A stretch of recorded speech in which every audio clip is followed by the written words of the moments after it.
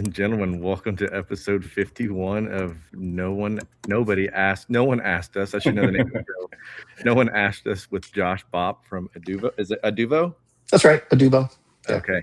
PK did not have his bio ready, so he's rapidly typing over there on ChatGPT, or are you using Claude? Claude. All right, I got it. You tell it to be less than 2 minutes. Dude, this is long, but Yeah, I'm gonna. reply to it and tell it to be less than 90 seconds. Say less than Yeah, 90 you have to tell it, otherwise it makes it a book every time. We're gonna be sitting here just learning the Josh Bopp, I'll learn things about myself I didn't know. That's the my scary wife part. gets mad at me because I complain about documentaries. We're like, you're gonna watch a documentary about, I don't know, this baseball player, blah blah blah, and it was like, back in 1962, he was born to a family of all. I'm like, dude, just come on, get to some substance. Episode two.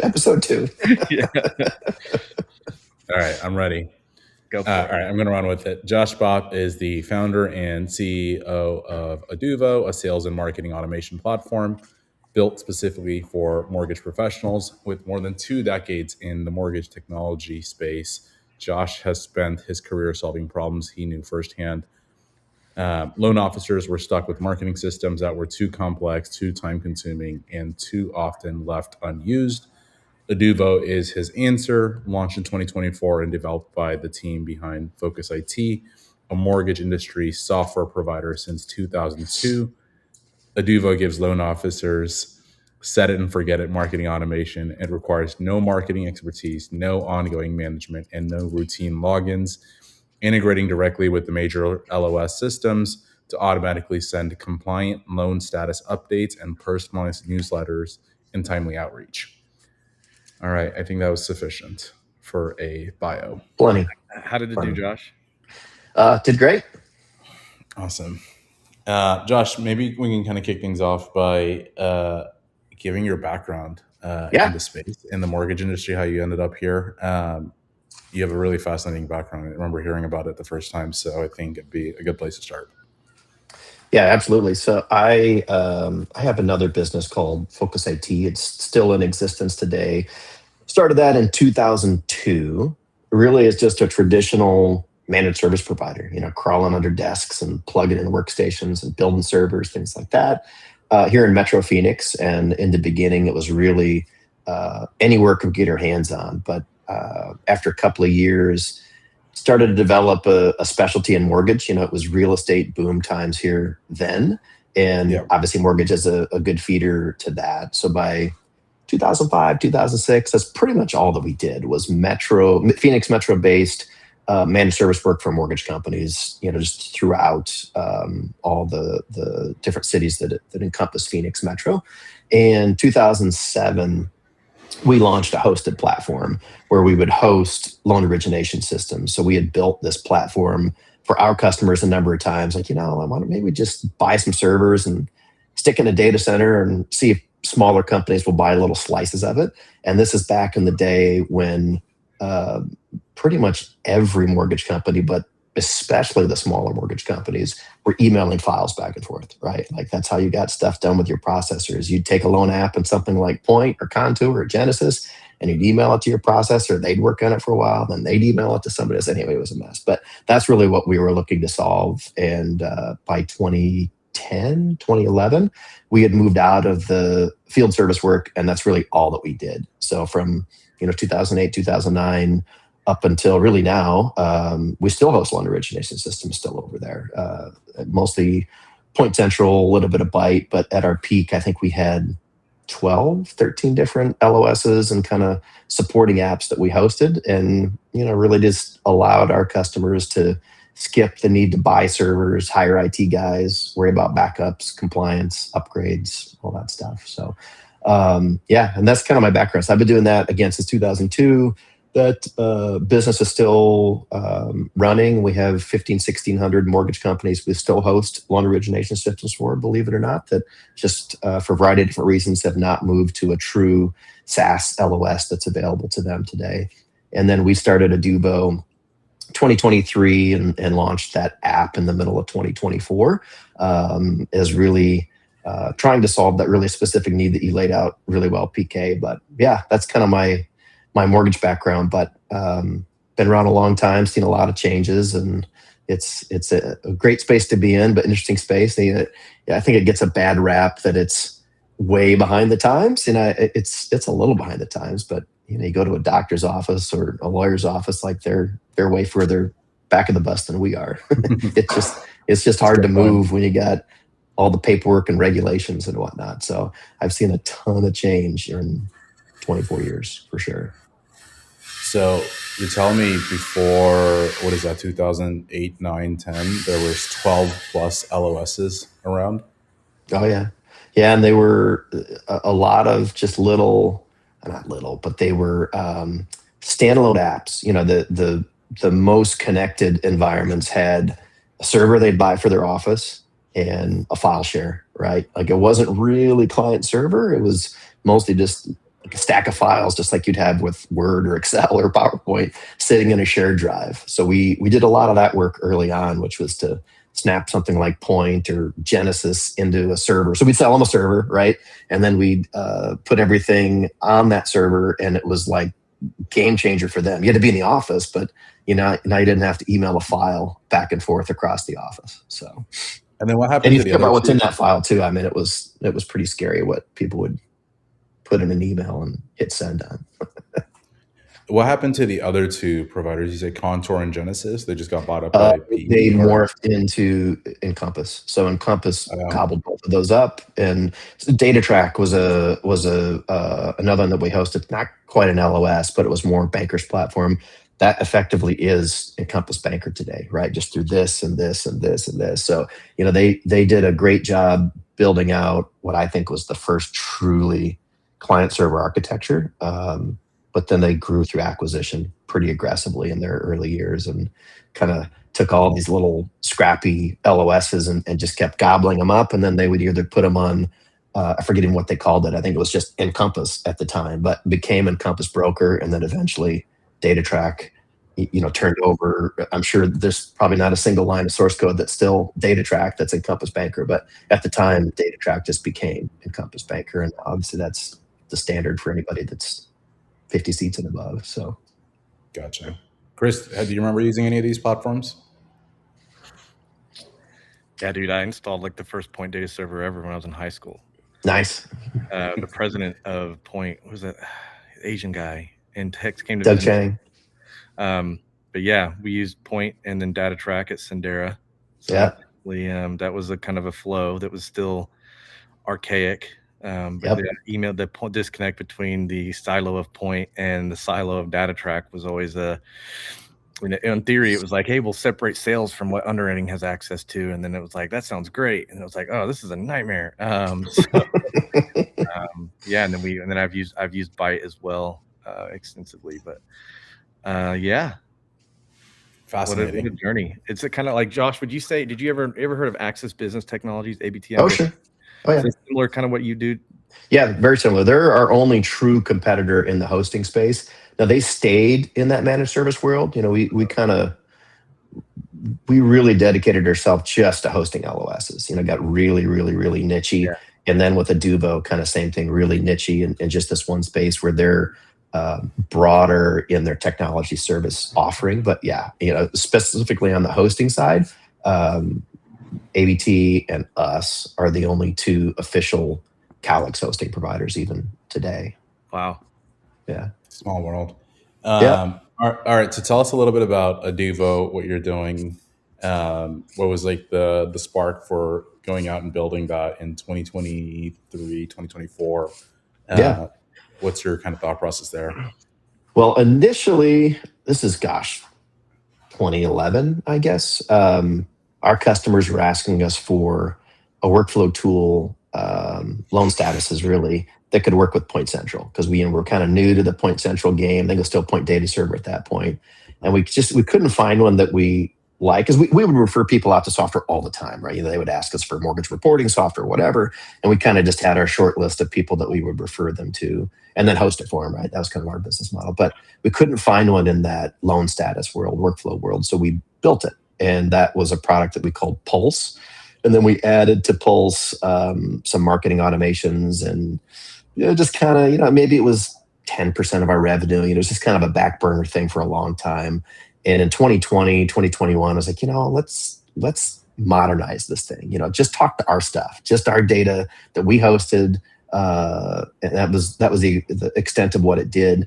And as we started to look at integrating it with modern LOSs that had APIs and were in the cloud, it became pretty apparent pretty quick that what we had built, it was a huge tech debt to overcome that and have it talk to modern LOSs. So we kind of hit the pause button and said, why don't we go talk to current and former customers, right, about what they loved and hated of Pulse? What are the features that you could live without, and what are the ones that you just love? Because even today we have customers of that product. And it really came down to the automations. Like, look, it's okay as a CRM, it's okay as a workflow, but what we love are all the automations you guys built that I don't have to think about. Loan status alerts, birthdays, holidays, newsletters, just all. I mean, it seems super basic, but that's what they loved about the product. But the product itself was really hard to use for those things. It took us a month to onboard somebody, and they couldn't really write their own stuff very easily. So anyway, we said, all right, we're going to write this thing from the ground up with everything we learned about Pulse that they told us that they loved, and just literally jettison everything else that was tough. And we also made it, one of our biggest sticking points was how long it took to onboard somebody. So we spent a lot of time trying to streamline that too. And that was really the foundation of the product. So when we launched it, we really had two goals. One, that we can onboard somebody in under an hour. And two, that they did not have to log into the product ever again unless they wanted to go write their own content. So once you onboard and say, yeah, I want this on and this on and this on, the goal is that it just runs and runs and runs in the background. Oh, fascinating. How often do you find people saying, I actually want to write the content myself? 15-20% of the time, and they usually have somebody in their office, right? Individual contributor. We have a lot of loan officers that just sign up directly, but if we get a team of 10 or 15 loan officers that sign up, there's usually maybe not a dedicated marketing person, but someone who's supporting them in a lot of different ways, right? They're not originating loans. They're a jack of all trades, and they have some marketing skill, some written skill, right, that they want to go make their own stuff. So those tend to be the ones that will operate the build your own content. Gotcha. And then what about, I guess, like from a, like where in the segment do you like find yourself, like, I guess, like winning deals, or just like what type of users are like is it broker shops or bankers? Yeah, it's pretty wide and varied. The banker shops that have what I call command and control, they've got a dedicated marketing team. Most of them are on Encompass. They already have Total Expert. Like that's not our jam, right? They're well served, and things are working fine. But the rest of the market, which is, I don't know, 30-40% of the market, even on the bigger shops, they don't provide any of that support, right? It's kind of, hey, we're going to give you your LOS, we're going to give you a compliance package and email address, and you go figure everything else out. You bring your own, book of business, all that stuff. So it might be a team of 10, or it might be a team of 1,000, but we're selling to those individual loan officers in those shops. So if you don't have that marketing support behind you, and that's just not the business model that you signed on for, which usually means they get higher splits, right? That's why they go over there. They already have an existing book of business. They get higher commissions, but they just don't have this stack that they're signing into. Anyway, that's kind of the core of who we bring on. And then who do you guys? Go ahead, Chris. You got it. Oh, I was going to say, with that kind of size, Josh, and like an individual LO goes to sign up, how do you integrate with their platforms? Is that kind of a hurdle you have to overcome for, because if I had an LO tell me I just went and bought the software, I'd be like, oh, that sucks for you. I'm not having it integrated. Like, this is, we choose our marketing software. Like, I want an API key. No.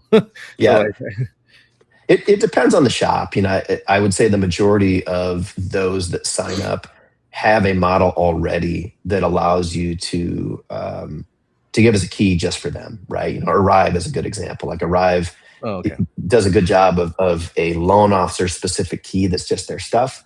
Lending Pad, a little different, but when you onboard Lending Pad, we need someone like you involved to approve it, but it's just that loan officer's data that's coming over. So, Got it. but again, those larger shops, it would be an all or nothing approach, and that's not really our sweet spot.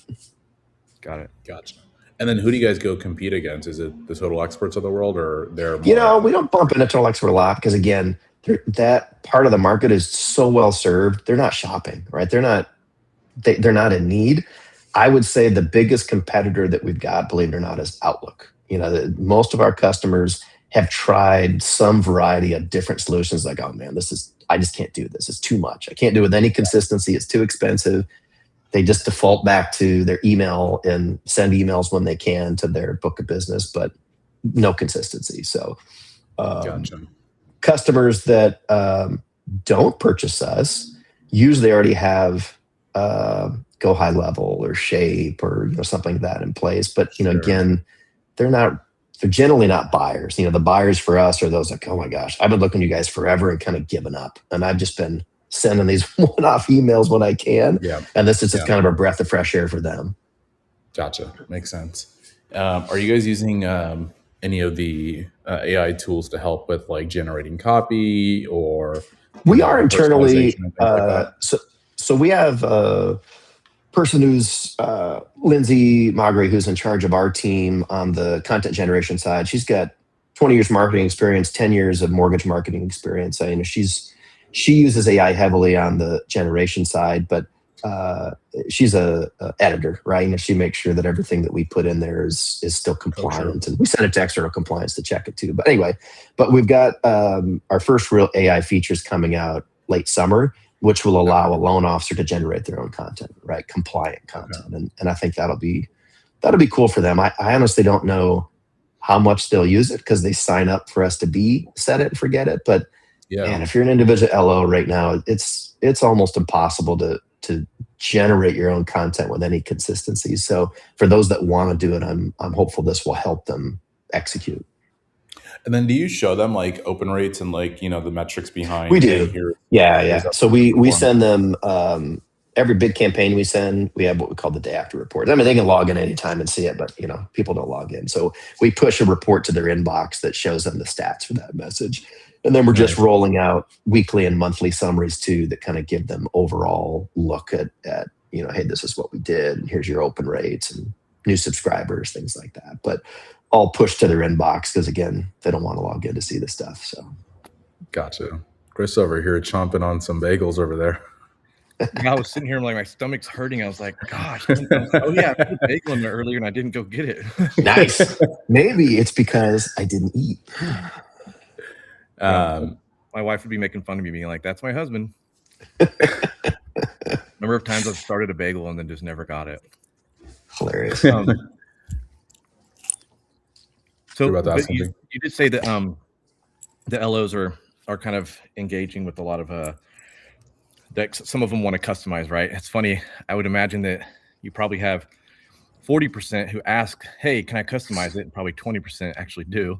Yeah. Well, and it's interesting on the AI feature, the content writer we're releasing later this summer. I'm really curious how many are excited that we have it versus how many actually use it with any consistency. But I think it's important to give them the tool, right? Because it's just such a big roadblock to writing your own stuff is writing your own stuff, right? I mean, right. You might even have the idea of what you want to write, but okay, how do I segment my borrowers versus my realtors versus someone over 6% APR or loan them? It's all that stuff. It's like you got to make it easier. They're just not going to do it. It's too hard. It's not their job. Yeah. Now, do you do texting as well? Or you we do texting? Yeah. That's more on the loan status side. There's some of our customers that use it for true marketing, but most use it on the loan status side, especially realtors. Like realtors love a one-liner, right? They don't need the book explaining what an appraisal is. They just need to know that PK's appraisal was ordered. Exactly. And then you immediately get a phone call. I remember having to turn off the appraisal received status notification from when it really was to when we said it was received, because we didn't want those calls coming from realtors right away. It was like a separate status called like appraisal received, and there was a status update appraisal received. Yes.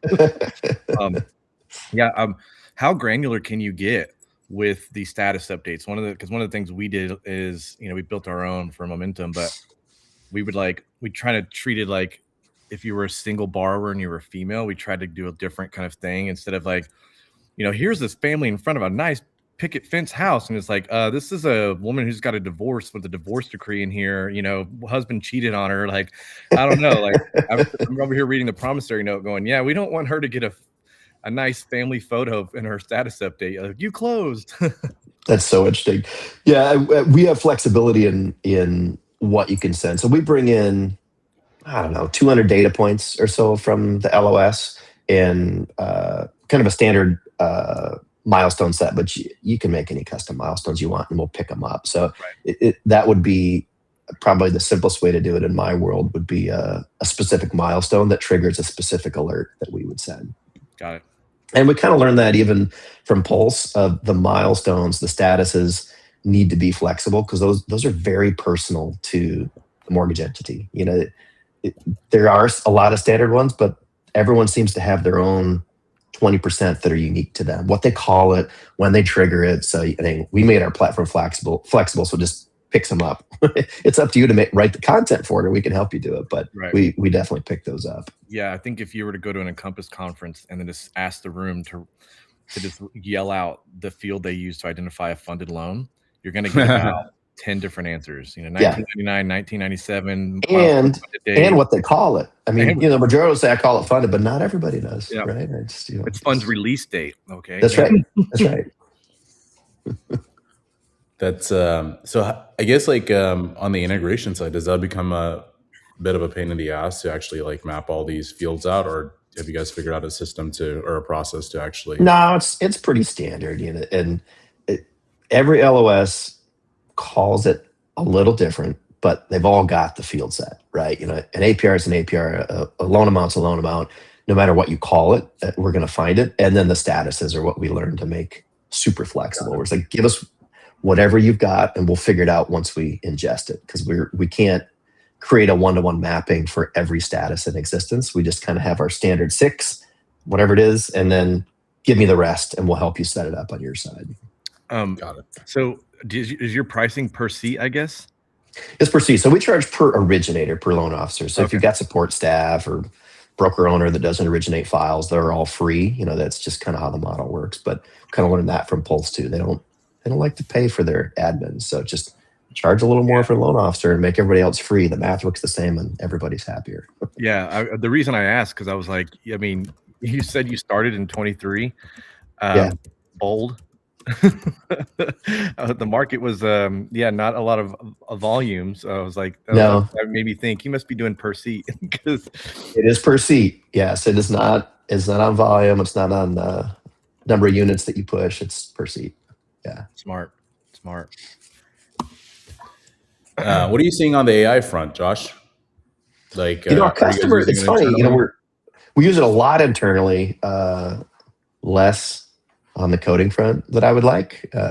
PK and I have had these conversations offline of, we were like the last set of apps written the old way, like literally written the old way. So getting that more ingrained into our process has been a bit challenging, but we use it pretty extensively everywhere else, in support, content writing, all that stuff. On the product side, our customers are not asking for it. We're getting ready to roll this feature out, but nobody's banging down our door saying we've got to do this. It's interesting.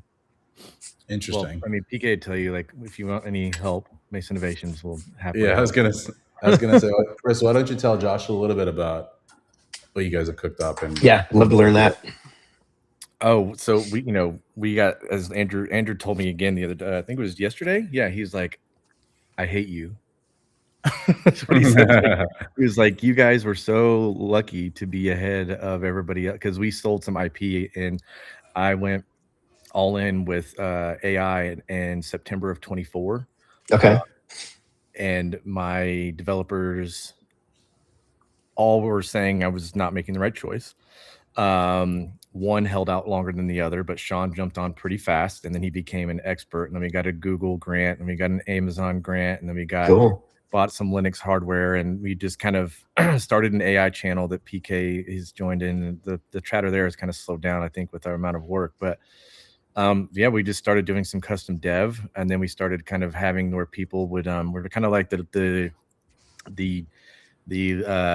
bridging the gap from Lovable or Replit or Magic Mhm. Apps, those different things to Mhm. reality. So we have stuff in production touching hundreds and hundreds of loans a day, hundreds of a dot prep engine for Barber Law. And she did a post today, so I'm going to kind of she kind of snuck in there like but like basically custom dev, but we've just kind of mastered with a lot of rules and caching, and Sean goes over my head really fast. But yeah, we were showing it to someone today, and there's another just like, oh my gosh, like so yeah, we're doing some behind the scenes work for some big tech companies, or one, even Loanscape, but then also just kind of making, people say they just vibe code their own CRM, or vibe code like this one company did an alternative to Banking Bridge, which like this, they got rid of that, and then they got rid of their Zendesk, and now they're getting rid of their appraisal management software. But like, we actually have it in production,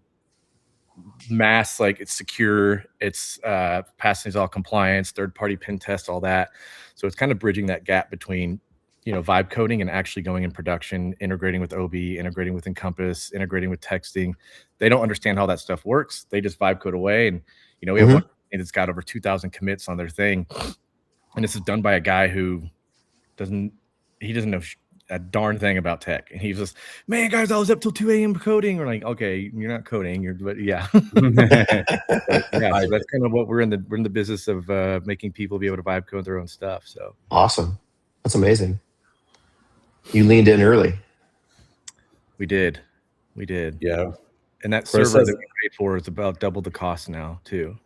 What's that? The server we paid for, I think it was like 12 to 14 grand at the time. Mm-hmm. And Sean priced it out now, and it's over 20. Same server. Hardware is definitely Just because of memory increases and NVIDIA shortages, things like that. Yeah. Yeah. We thought it was expensive before. Now you bought the physical iron for it? Yeah. Oh, interesting. Yeah, it's sitting in his apartment. Nice. But that's loud. It's just there to host local VMs of Claude. We have a locally sourced version. Got it. Very cool. Yeah, we could use some help, if nothing else, coaching our devs up a bit. They still are PK, reticent about and that? A little fearful. We have experience with that too. Well, so I've got three. It's funny. One is more open to it. He's the guy that's working on our AI integration now. He's like, yeah, I'm in. It's kind of his first experience with it.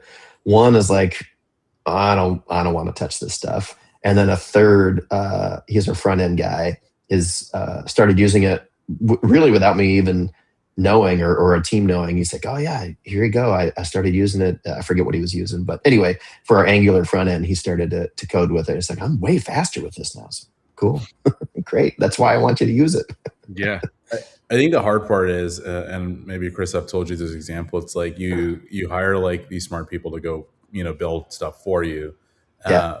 But then you see online, and maybe you hear Chris and other people talk about stuff that they're building using these tools. But then it's kind of like, if you're kind of feeling like, hey, you're not moving at the right pace or whatever. But then, and maybe what's possible because you've seen what Chris is doing or what other people are doing. But it's the example I kind of think of is like, okay, like I just hired a plumber to come fix my bathroom or whatever it is, or my kitchen. But now you're like, hey, look at this YouTube video of what this guy's doing. Can you do it? Yeah, like totally. 100%. So you're just way outside of my area of expertise, my comfort zone. I'm a technical guy by trade, but I'm a server guy, right? Like how to build a Windows network from 2008. I'm solid, but how to use AI to help code, that's just not my jam. So it's hard to. We were lucky to push. Your guys are like, they have jobs to do. So it's not That's like, right. hey, I want you to go train yourself and learn how to code with AI. And they're like, I've got 4 different things. I got 3 bugs that came in. and you've been on my butt about this feature for a month, right? Yep. It's like, okay, I'll Yep. squeeze it in, Josh. Yep. Just let me know. Exactly. So that's What why do it's I got to give up? What am I going to not do today?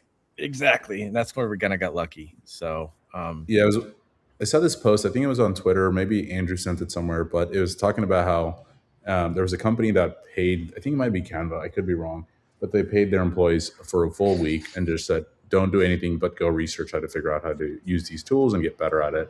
But then, Cool. if you're an employee, you're getting pinged on your emails saying, "Hey, this is urgent" or "That's urgent." So it's like, Right. even when that's happening, you can't really actually check out and go research. Like, you've got day to day shit that's happening, so it's like pretty much impossible. And then, you've got that happening, and then just like this general sense of like FOMO that you're behind everybody. And so, I don't know, it kind of makes it difficult. So unless you have a lot of time to tinker and play around, I think the tweet or the meme that I saw around going is like, basically, if you want to stay on top of AI, you have to be unemployed.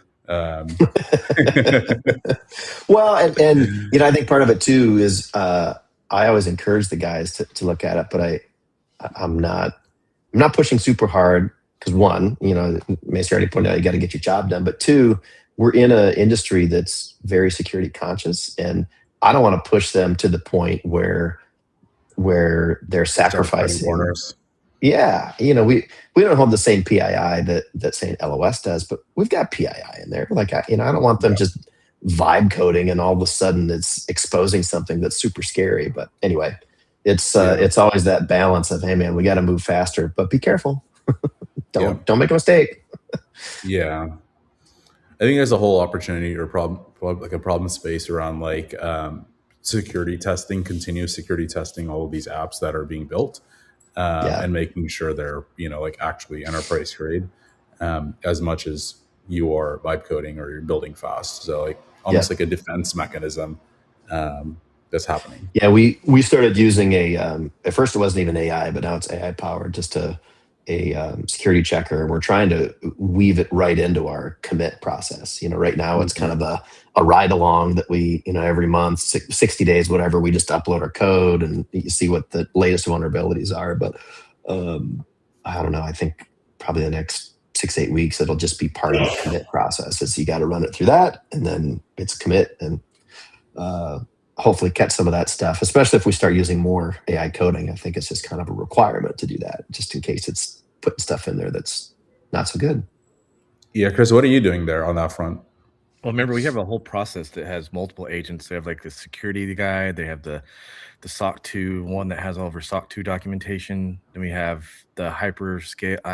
Man, this is a more technical question. I have smarter people that work for me, but I know that there's like a process where, yeah, there. And then nightly, they also have an agent that it looks at the transcripts from all the codes that everybody was using to try and make the models better every night too. But also looks for any compliance, like, you don't want anybody saying, can I have all the leads that are Caucasian male over 400,000 in income go to this branch? It's like, let's stop that. So you can't do those kind of things. Not that that's what you would do, but like, and technically you could ask it to do crazy stuff. Right. Yeah. So there's a coding standards one there. Yeah, there's a number of, yeah, next time we'll chat offline, Josh, and I'll show you kind of how Yeah, you ours, guys should talk. That'd be great. but we use our own stuff internally. Like we literally use the same product we're selling. So, Mm. it's definitely helped us be very productive. And I'll send you Sean's post because what's funny is we found out like when he was doing that analytics that he posted the other day, and Claude came back and said, yeah, and it was like your Anthropic bill is $26,000 or $27,000 for the month. And he's like, no, it's not. And he's like, here's a screenshot. And he was like, it was less than 5. And it was like, oh, you're right. Like you guys are using 94% cash read, you blah, blah, blah. And here's all your credits. And I was like, that's like really good. He's like, yeah, that's what makes this awesome. And I was like, oh, okay. Yeah. I was like, all I know is would save just over $20,000. I like that. That's music to my ears. Chris, I think you guys are doing something differently because pretty much everybody that I've talked to or see online, the biggest thing that they complain about is their cloud bill. But I never hear that from you, and you guys are shipping all kinds of crazy things. Whatever this caching thing is, like that thing he put together, that website that we're like yeah, caching and all that stuff. So we're not Yep. like I don't understand it. Him and Derek did. Okay. Mike Yu today said, Mike Yu goes, "Did you guys just rebuild Devon?" And I was like, I guess. I don't know. But That's yeah, I funny don't that he said understand. that. But Sean and Derek know a lot about like how there's a lot of work in there to make it to where it's the bill's low. But we've never had anything above. I think our highest so far ever has been 6. Gotcha. Yeah, But that that's was cranking out a ton of stuff like that month. yeah, that's like cheap. Yes. So definitely, I tell Josh, I tell Chris though he's a horrible marketer. He does not market himself enough all the time, and he's over here like I'm over here in San Francisco, and sometimes you see all these people building all kinds of cool shit, and Chris is over there, and what's the place called? Draper, Utah, just shipping away and like building cool shit, and it's like, wait a second, how is like Chris over there doing stuff that's like sometimes more advanced than what the folks out here are doing? So it's kind of mind-boggling. And some of the stuff he's working. People he's grinding. This goes the bar. That's funny. All right, I have a little bit of a lightning round ready to go from ChatGPT. Ooh, All nice. right, go for it. But then also, PK, do you have a question? Looks like you were. No, I was just gonna give you. Are you talking about last week? So you had Ari. Did you get a question for Josh? I did get a question, but I don't remember it. Oh, we're doing great. Okay, I'm gonna fire off some lightning round. Okay. Best mortgage conference. Best mortgage conference. Well, I gotta say the most recent one is fresh on my mind, but I went to the Gathering, and that was very, very cool. Fair. I've yet to go. Shut up. It was my first one, and it'd been around for a long time, and I've been to a lot. So anyway, I'd say the Gathering. I hear that a lot from people. Most overused buzzword. AI. LOS or CRM if you can only keep one. Wait, that's a terrible question. Text or LOS. email? Keep your LOS. Yeah. Text or email? Ooh, text. For me, text. PK? Text. Okay. I mean, do you want me to respond in any kind of timely manner? Then send me a text. AI assistant or virtual assistant? AI assistant. PK? Depends. I'll go with AI. Okay. And I got to hit the pause button for a second because I think virtual assistant's a stupid name, by the way. They're not virtual. They're a human being. Yeah. They're a fractional assistant. Yeah. Or remote or offshore. They're not virtual. But anyway, VA has kind of taken off. Yeah. Biggest waste of money for loan officers? Biggest waste of money for loan officers. Yeah. I think anything in that print world it just gets so expensive for the return you get. Fair. Mortgage prediction for 2027. 2027? 2027. I don't know. I feel like there's so much volatility right now. It just feels like more of the same. I mean, rates in the low 6s. I don't see anything on the near term that says things are going to be dramatically different to the good or bad in 2027. Predict it. Yeah, it's too volatile. Nobody can predict it, but I don't know. You telling me volatility is going to go away? It's not going to go away. I mean, would you guys believe it if somebody told you this was going to be the state of the world, or 3 years ago or 4 years ago? Probably not. Probably not. Dude, I was still dumb enough to. Never mind. I'm gonna go. Yeah, I'll never forget. I thought anti-vaxxers weren't a real thing. I was so dumb, and then I was like, we had. You live in Utah. My wife is pregnant. I know. I'm just so naive. My wife's pregnant, and like we don't know what this thing's gonna be about, and I don't know if like PK one day when your wife's pregnant, the answer when you go to your doctor says, "I'm pregnant. Can I?" The answer is no. Like, you can't. You're pregnant or breastfeeding. Don't do this. Don't do that. You get, and so it was like, we're extra on high alert, and so finally was able to get a vaccine, and like I was talking to her, she goes, "You went and got that?" And I was like, "Wait, you didn't?" And then I was like, "Oh," and then the rift began. Anyways, so funny. Let's see. But I'm Okay. guessing she couldn't because of the childbirth. Oh, my wife? Yeah. No, we waited until my daughter was 18 months and could get her own, and then my wife was able to get hers. And Gotcha. so yeah. Anyway, all right. One mortgage tech company everyone should pay attention to, and why is it Mace Innovations? No, I just added that up. Mortgage tech innovation. I feel like I'm not as plugged into that part of the world as I should be. I mean, I am genuinely intrigued by what you're doing, and we need to talk offline. So how about I hold my response till I learn more All about what you're right. doing? I love it. Yeah, Josh has been just chipping away and building a badass company, kind of not without doing all the whole LinkedIn hoorah.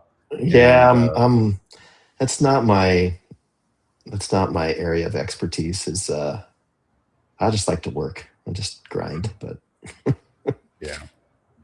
Don't even at me right now, PK. Don't even. I mean, hey, if you want more people to know about what you've built, tell I know, people. full marketer. Same. A question or most fascinating tech. oh no, from Ari. Did you were able to get that? No, I did not get that question from Ari. I'm sorry. Okay, well then, Josh, you are spared the question from Ari. Yeah.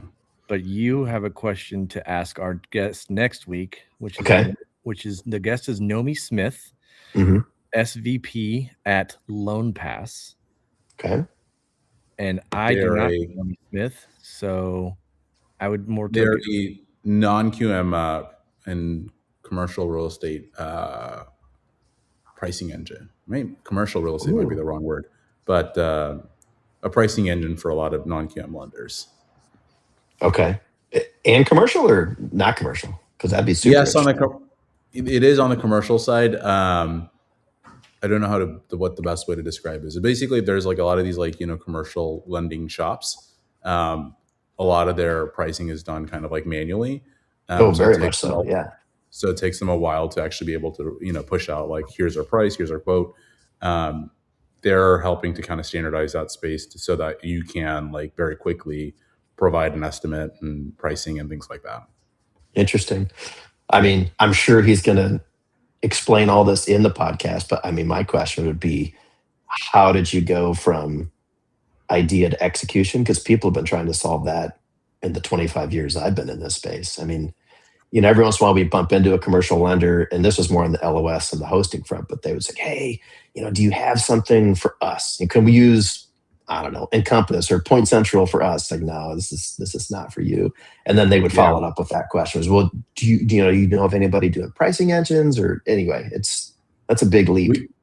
We also got pulled into that one at the beginning of our company, because we'd have sometimes at first it was random, like these commercial lending shops, they would like reach out to us, and then it became kind of like quite essentially once a month there'd be some new shop. And Chris, those are really good leads for you, by the way, because they would hit us up and they'd be like, hey, can you guys build us an LOS for our specific work use case or whatever. And they were unhappy with the existing solutions in the market, and it was just really interesting. And some of them had even gone as far as like investing, sometimes a year or hundreds of thousands of dollars in offshoring it to like India or something like that. A bunch of developers, and they'd get like 60 to 70% of the way there, and they'd be so frustrated that they just quit, and they'd be like, we regret this. We should have just bought whatever rather than try to build our own. And they would sometimes even show me the platform they built, and I'm like, oh, it looks like you're almost there. Like the last 30% is kind of like all the different edge cases up, you lose hair over. But well, and that's the easy part, right? And they couldn't get there, so the pricing is even more complicated on top of it. So 1,000%. That'd be my question is like, how did you solve the problem? Like, what did you finally figure out to do it? Because it's hard. Yeah, that's a good question. Chris, did you write that down? Yep. I'm doing it now. Cool. Any other final questions? I do not have any more questions today. Josh, you want to put you in the hot seat? You have any questions for us to finish this bad boy up? No questions today, but Chris, Mace, wherever we go by, you and I got to talk offline too, because that's intriguing what you're doing and kind of where we're at in our journey. So there's more to be chatted about. Let's do it. Josh, feel free to hang on after this, and then you guys can talk for a bit. Yeah. Awesome. Well, that's a wrap, guys. Thank you for hopping on, Josh. Yeah, thanks for having me, guys. I appreciate the opportunity.